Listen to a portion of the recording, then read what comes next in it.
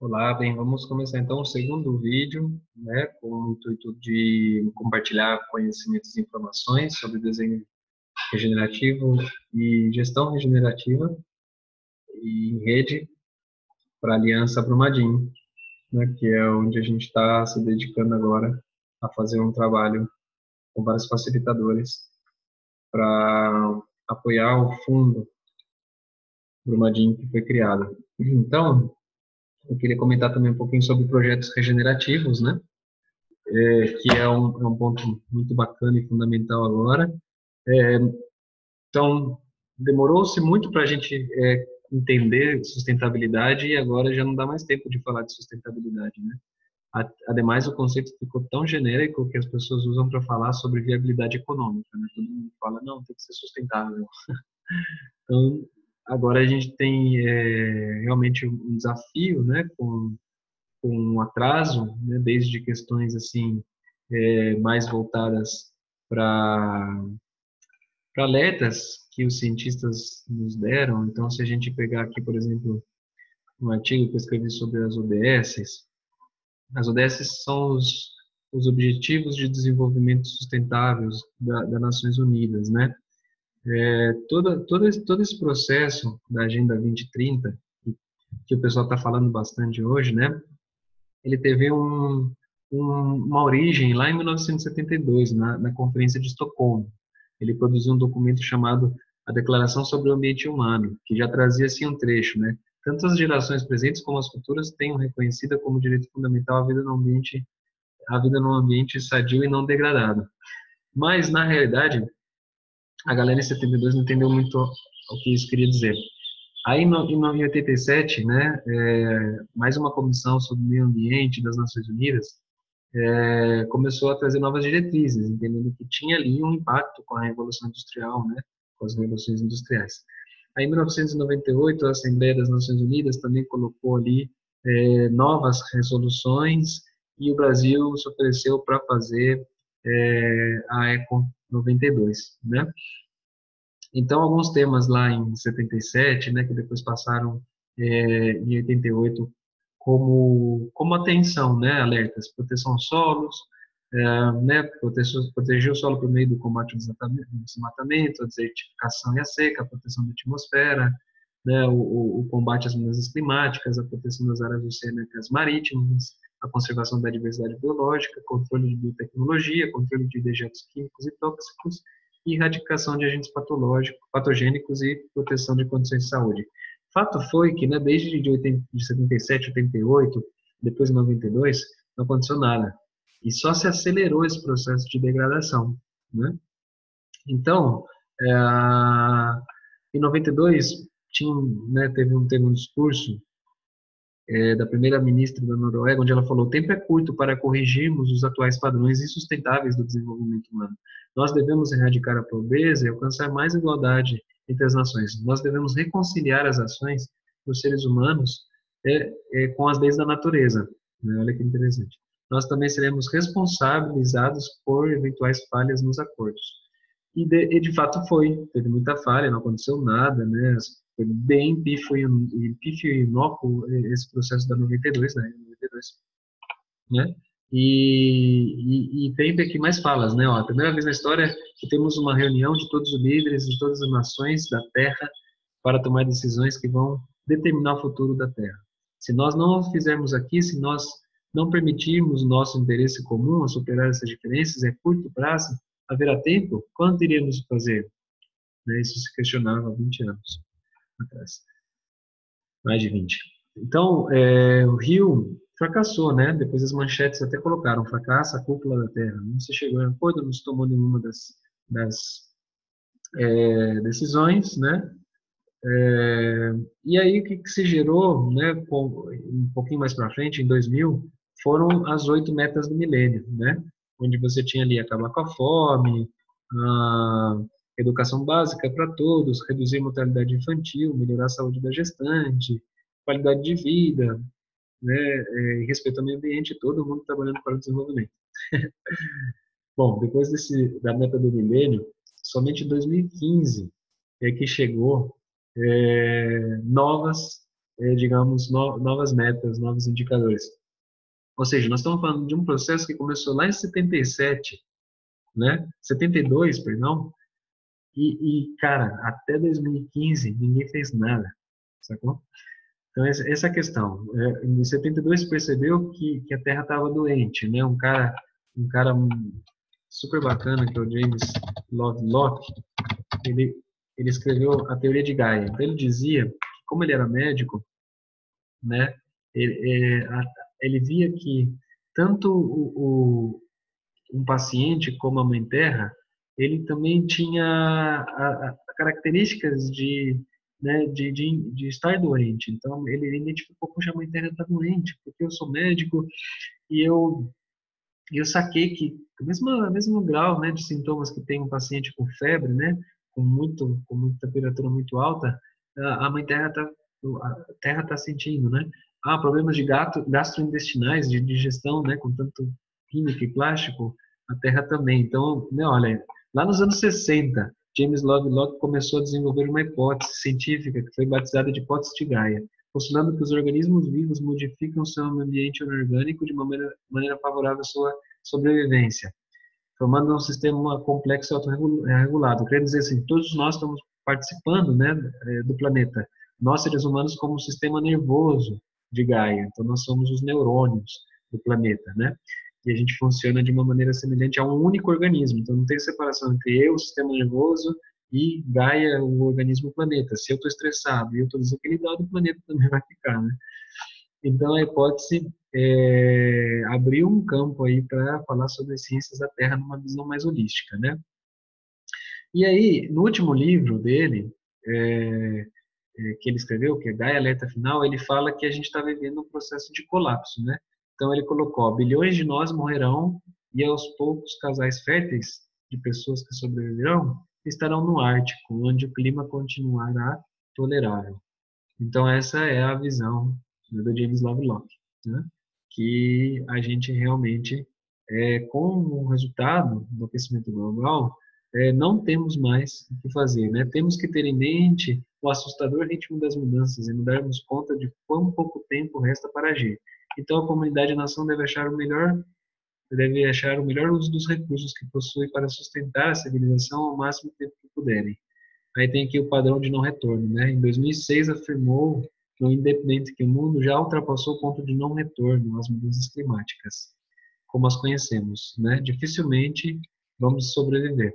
Ele acredita que os esforços para conter o aquecimento global não podem mais reverter. Numa entrevista em 2012, afirmou que foi alarmista sobre a mudança climática, mas não sobre a mudança em si. O problema é que não sabemos o que o clima está fazendo. Pensávamos que sabíamos há 20 anos. Isto levou a alguns livros alarmistas, incluindo os meus. Pois parecer claro, mas não aconteceu. O mundo não se aqueceu muito desde o início do milênio. 12 anos é um tempo razoável.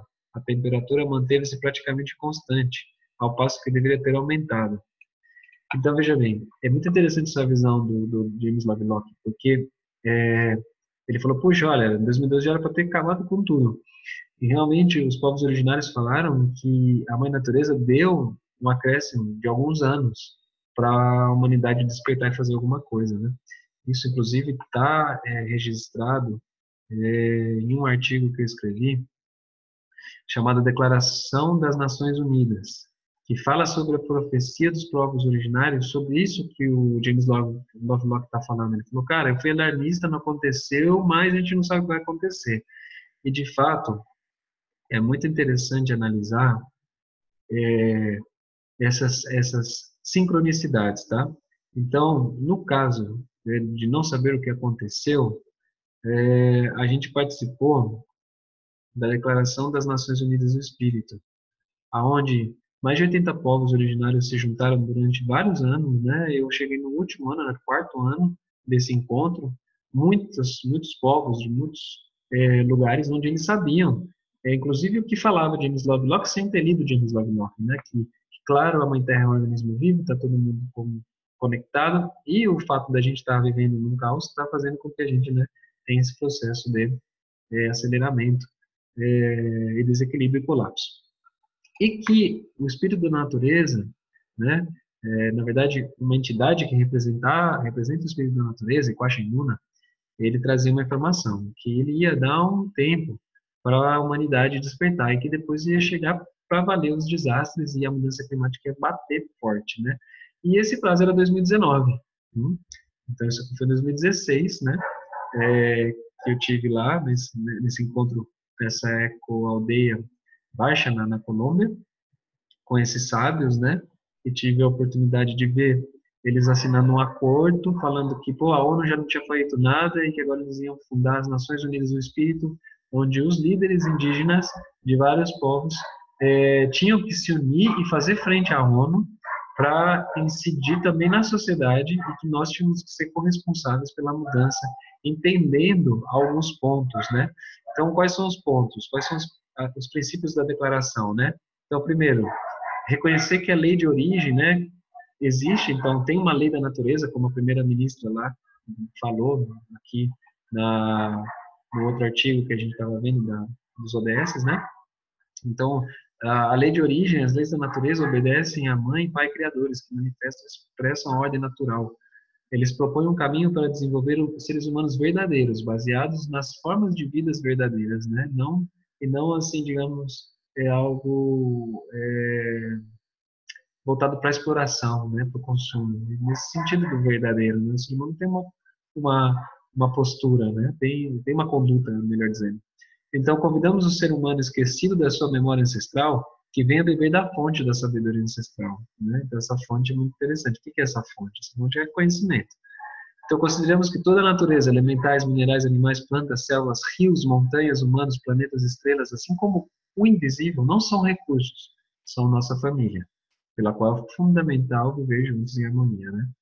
Então, manifestamos que a interculturalidade e o diálogo de saberes favorecem o reconhecimento de nossa humanidade comum no respeito das diferenças para a construção de acordos comuns baseados na lei de origem de cada povo ancestral. Cada povo ancestral tem uma cosmovisão, uma lei de origem, um sistema para respeitar e um código para respeitar essa lei de origem. Mas todos convergem que existe, né, uma fonte, né? Muda o nome, muda o arquétipo, né? Mas é importante respeitar isso na maneira que cada um quer ver. Declaramos a espiritualidade não uma forma religiosa exótica, e sim uma maneira de viver em acordo com todos os seres, a natureza e o universo. Reconhecemos na mulher a mãe divina universal, não um modelo de beleza passageira que cria a ideia que podemos possuir ou controlar o mundo. Então, a mulher é sagrada, é divina, ela não é um modelo, né? Ela não é, digamos, algo para ser explorado ou para satisfazer, né, os nossos desejos. E olha que legal, somos o cumprimento dos sonhos dos nossos ancestrais. Nossos povos ancestrais têm o silêncio para saber escutar e a palavra para saber falar.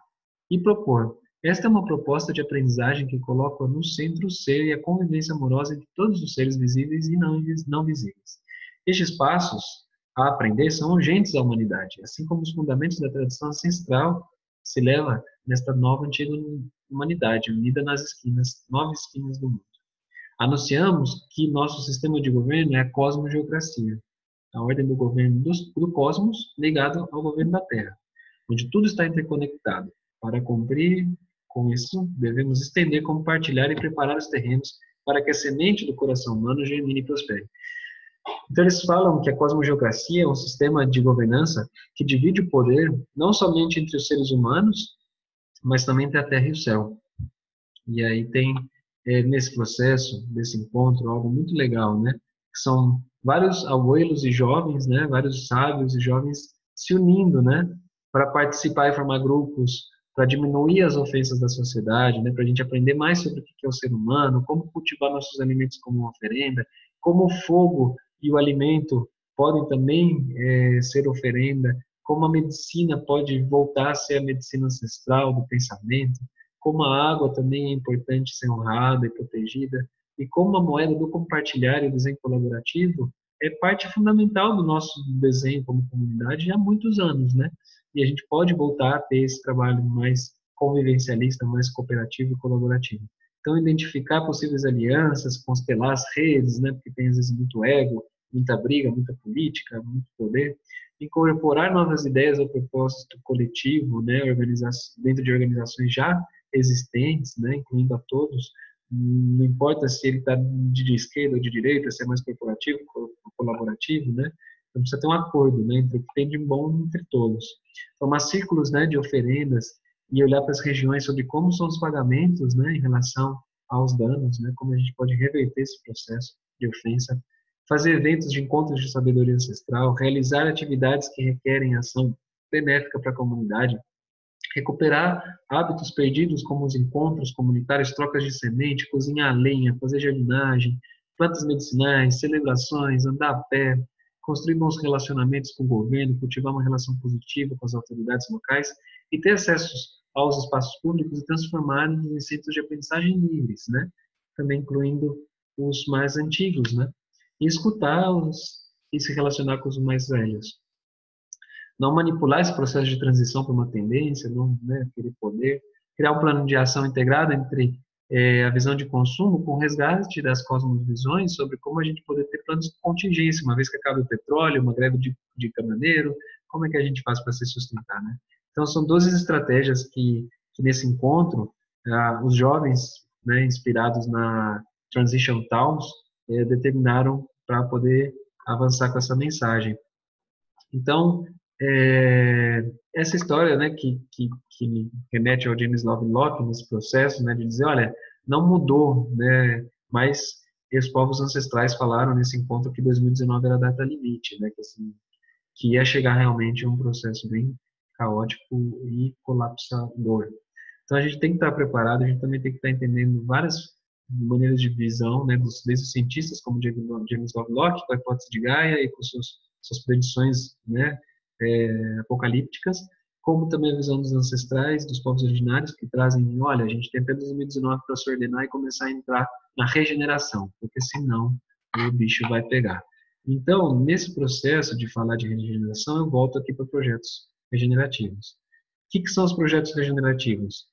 A gente assume a corresponsabilidade, né, de que a Terra, em 2018, ela perdeu muita biodiversidade, que a gente, infelizmente, né, acabou destruindo e não sendo sustentável, né, a gente não cumpriu aquilo que a gente tinha desde 72 como informação, a gente não cumpriu aquilo que em 92 a gente tinha que cumprir. Em 2012 também, de novo, na Rio+20, a gente não teve nenhum tipo de atitude eficaz. E aí chega em 2015 os ODS, né, os Objetivos de Desenvolvimento Sustentáveis, né, em 2015. E até 2018 não se ouvia falar muito deles. Agora em 2019, né, 2018, 2019 tem um oba-oba aí, bem corporativista até, né, bem voltado em, olha, vai ter grana para isso, né? Mas na realidade não é uma oportunidade de geração de renda ou remuneração, é uma oportunidade de salvar várias espécies, inclusive a humanidade e a civilização humana. E a galera tá assim, né? Vamos ver, tem uma oportunidade com os ODS, vamos incluir os ODS, né? As metas de desenvolvimento sustentável, né, eles são de casa para a gente permanecer vivo no planeta. Então, a biodiversidade, ela está diminuindo alarmantemente. 60% dos animais silvestres já estão extintos, né? Ameaça global, né? Para as Américas, o relatório... Então, isso aqui é um relatório que eu peguei da, da ONU, né? Da Comissão de Mudanças Climáticas, né?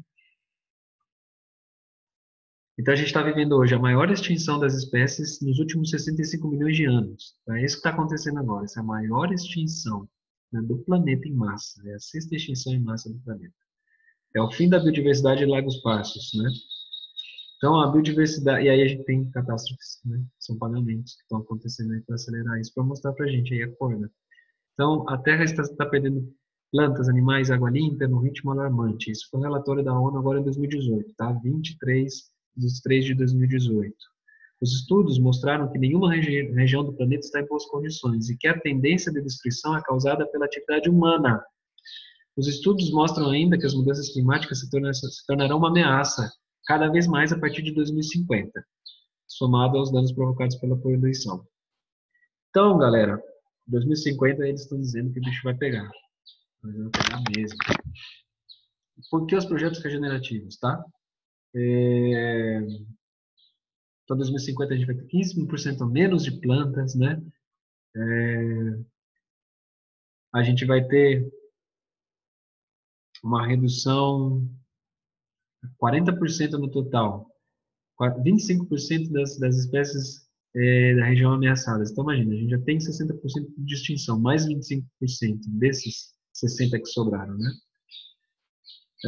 Bom, é alarmante realmente o relatório, tá? E aí eu venho fazendo aqui um obséquio, né? Um favor de entender o que é tecnologia regenerativa, né? Então, é um método, um instrumento capaz de regenerar algum tipo de dano, desequilíbrio, contaminação ou condicionamento socioecológico. Mas acho que é socio-humano ecológico, né? Que atende os quesitos de simplicidade, baixo custo, fácil aplicabilidade e replicação, além da geração do equilíbrio sistêmico, com uma relação de alta complexidade. Como desenvolver esse método, instrumento capaz de regenerar, né? Existem várias maneiras, a gente não está falando aqui que tem uma, estou sugerindo, né? Então, entender realmente as dimensões estratégicas, táticas e operacionais. Estratégicas, principalmente, é a questão do ser humano, do pensamento, né, questões filosóficas mesmo, cosmovisões. Tática, entender biologicamente os fluxos entrópicos e falar, opa, tem que ser sintrópico, não tem que destruir, tem que acumular energia. Como a gente reverte isso, né? Análise de causa, né? Mas sempre, conectado com a análise de causa sutil, de pensamento. Depois, implementar as intervenções, né? Então, a modelagem de sistemas regenerativos, né? Temos a estratégica por contexto humano, contexto social, cultural, emocional, transcendental, né? Temos a tática. Puxa, processos e procedimentos, como eu faço para operar, né, dentro de uma dimensão cultural, ambiental, social e monetária? E dimensão de fluxo, entrópico, sintrópico. Como é as relações, os processos, a aprendizagem, a economia, né? Ela gera entropia ou ela gera entropia? Ela gera destruição ou ela gera acúmulo de energia e equilíbrio, né? Ou ela, e no caso agora ela regenera, né? Ela consegue acumular energia para regenerar. Por isso que é tão importante a gente falar de agrofloresta, de permacultura, de ecoaldeia, de colaboração, economia compartilhada, circular, fluxonomia 4D, né? Governança dinâmica, processos horizontais, biomimética, anamnese, então tudo isso. Então, aqui, nesse vídeo, eu vou deixar para vocês como complemento, esse texto do Projetos Regenerativos, a Declaração das Nações Unidas do Espírito. Quero deixar para vocês o ODS. Então, os ODS é uma maneira que a ONU está traduzindo toda essa urgência.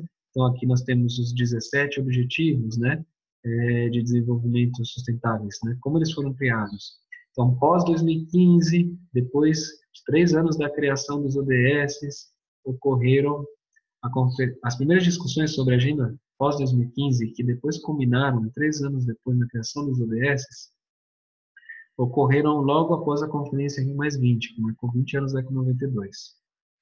Os ODS foram inspirados no 8 Objetivo do Milênio, lá de 2000, que não carregava a noção de sustentabilidade, apesar do tema ser discutido na ECO 2092. Olha só, os 8 Objetivos do Milênio não tinham uma visão de sustentabilidade lá em 2000, né? Por isso que agora não é mais sustentabilidade, é regeneração. Chefes do Estado, animais, em 2015 eles deliberaram uma ação para 15 anos mais. Então, em 2015 nasce os ODS do 17, né? Então, a gente tem aqui, ó, acabar com a pobreza, com a fome, assegurar uma vida saudável, educação inclusiva, alcançar a igualdade, assegurar a disponibilidade de gestão sustentável de água, assegurar acesso confiável à energia, né? Aqui tem algumas coisas interessantes já, por exemplo, né? Ó, fortalecer as parcerias, cultura de paz, né? Objetivo 16, recuperar o uso sustentável dos ecossistemas terrestres, né? E gerar de forma sustentável as florestas, combater a desertificação, ó, 15, conservação dos oceanos, o 14, tomar medidas urgentes para combater o mudar do clima. Quando a gente fala de ODS, cara, a gente está falando de tudo isso aqui, emergência, regeneração. Então, vou deixar nesse vídeo 3 esses itens para estudar, tá? ODS, Declaração das Nações Unidas, projetos regenerativos, e vocês também podem aprofundar aqui o Cosmogeografia, que está linkado com o ODS, e entender o que é a fundo a cosmogeografia. Tem um artigo aqui que eu tento explicar, né? Tento fazer um resgate do evento que eu participei e tento explicar um pouquinho o que é a cosmogeografia, que é esse governo compartilhado, a decisão considerando a natureza como partícipe, né, como sujeito de direitos, como alguém que é consciente, que é vivo, que é uma personalidade. Então, aqui tem esses queridos artigos para vocês poderem ler e se inspirarem. Aí, entrando ainda também num aspecto bem teórico do nosso projeto de gestão regenerativo, trazendo aqui, por exemplo, literaturas super importantes como Direitos da Natureza, da Vanessa Hanson, das Nações Unidas, né, que muda a estrutura de pensamento antropocêntrico ou de gestão ambiental com uma visão de direitos da natureza como sujeito. A cosmogeoética, como é importante levar em consideração que quem são os territórios, quem são os representantes fidedignos do território. Lá em Minas nós temos a Shirley Krenak, temos Krenak, que estão na beira do Rio Doce, onde pegou lá também a primeira vez o primeiro desastre, 3 anos atrás, né? E aí, como os projetos regenerativos se juntam, né, para integrar essas visões e levar para a prática todos esses desafios, né? E quais são as estratégias para isso acontecer. Nesse caso aqui, eu vou começar um novo vídeo, tá? Agora já vou ser mais, né, operacional e vou falar não mais agora de teoria, senão da prática, né? No terceiro vídeo eu vou falar de guia rápido de projetos regenerativos ou colaborativos e aqui a gente vai já visualizar como trabalhar em dupla na Aliança Brumadinho. Então, muito obrigado por acompanhar esse segundo vídeo, espero que vocês tenham gostado e tenham paciência, né, porque é o terceiro vídeo agora que eu vou ser mais, digamos, operacional, mais focado no projeto de gestão e articulação em rede, mas acredito que esses dois são importantes, esses dois vídeos são importantes, introdutórios para a gente trabalhar em rede, e saber bem o que está passando aqui, que a gente tem que fazer, como se posicionar. Jai Bhumi Devaya Namaha, Jai Surya Narayana Namaha, Jai Shri Ekadasi Namaha, Ora Premananda.